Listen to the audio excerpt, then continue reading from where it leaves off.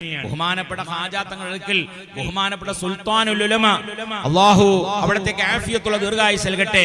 ബഹുമാനപ്പെട്ട എപി ഉസ്താദ് സുബ്ഹാനല്ലാഹ് അങ്ങനെ ബാക്കിയാത്തിൽ നിന്ന് പഠനം കഴിഞ്ഞ് ദർസ് തുടങ്ങുന്നതിന് മുമ്പായി ബഹുമാനപ്പെട്ട ഖാജാ തങ്ങളെ ഒന്ന് സന്ദർശിക്കാമെന്ന നിലയിൽ അവിടെ എത്തി.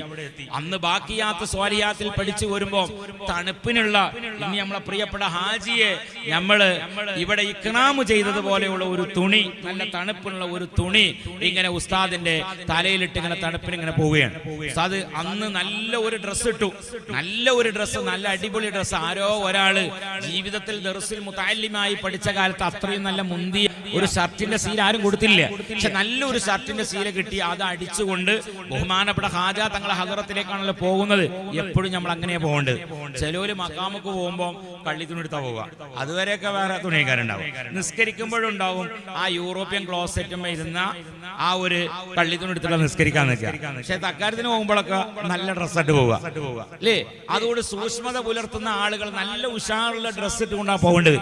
ബഹുമാനപ്പെട്ട എപി ഉസ്താദ് സുബ്ഹാനല്ലാഹ് ഇങ്ങനെ ഇവിടെ പോയപ്പോ ഒരാൾ ഇങ്ങനെ ഉസ്താദ് സിയാറത്തിന് ഇങ്ങനെ കയറാൻ നേരത്ത് അവിടെ ഇങ്ങനെ ഒരാൾ അയാൾ ഇങ്ങനെ വിളിച്ചിട്ട് പറഞ്ഞു, ഇവിടെ വാ, നിന്റെ ആ തട്ടം ഉണ്ടല്ലോ അത് എനിക്ക് കൊണ്ടാ, ആ തട്ടം ഇങ്ങോട്ട് കൊണ്ടുപോവാ, ആ ഷോൾ ഇങ്ങോട്ട് കൊണ്ടാന്ന്. ആ ഷോൾ ഉസ്താദ് കൊടുത്തു. അങ്ങനെ സിയാറത്ത് എന്നിട്ട് കഴിഞ്ഞിട്ട് വാറണം. സിയാറത്ത് കഴിഞ്ഞതിന് ശേഷം ഉസ്താദ് അവർകൾ എത്തിയപ്പം ഉസ്താദിനോട് പറഞ്ഞു, നീ ഇട്ട ആ ഷർട്ട് എനിക്ക് തരണം, നീ ഇട്ട ആ ഷർട്ട് എനിക്ക് തരണം. ഉസ്താദ് സത്യത്തിൽ അങ്ങനത്തെ ഒരു ഷർട്ട് ജീവിതത്തിൽ കിട്ടിയിട്ടില്ല.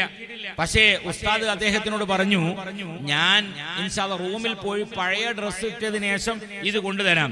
അങ്ങനെ ആ റൂമിൽ പോയി പഴയ ഡ്രസ്സ് മാറ്റി ഈ പുതിയ ഡ്രസ്സ് ഉസ്താദ് സന്തോഷത്തോടുകൂടി അയാൾക്ക് കൊടുത്തു പോവുകയാണ്. അങ്ങനെ ഉസ്താദ് അൽഹംദുലില്ലാഹ് നാട്ടിലെത്തുമ്പോ ഇതുപോലെയുള്ള 2 ഷർട്ടിന്റെ സീല തപാൽ മാർഗം അങ്ങനെ അവിടെ എത്തിയിരിക്കുകയാണ്. ബഹുമാനപ്പെട്ട ഉസ്താദിന് ഇന്ന് ഉസ്താദ് പറയാറുണ്ട്, അന്ന് മുതൽ ഇന്ന് വരെ ഡ്രസ്സിന് ഒരു ബുദ്ധിമുട്ടും ആയിട്ടില്ല. അപ്പൊ നമ്മൾ മനസ്സിൽ ബഹുമാനപ്പെട്ട ഖാജാ തങ്ങൾ എന്ന് പറഞ്ഞാൽ വലിയ മഹാനാണ്, വലിയ മഹാനാണ്. അത് തിരിഞ്ഞ ആളുകൾക്ക് തിരിയുള്ളൂ.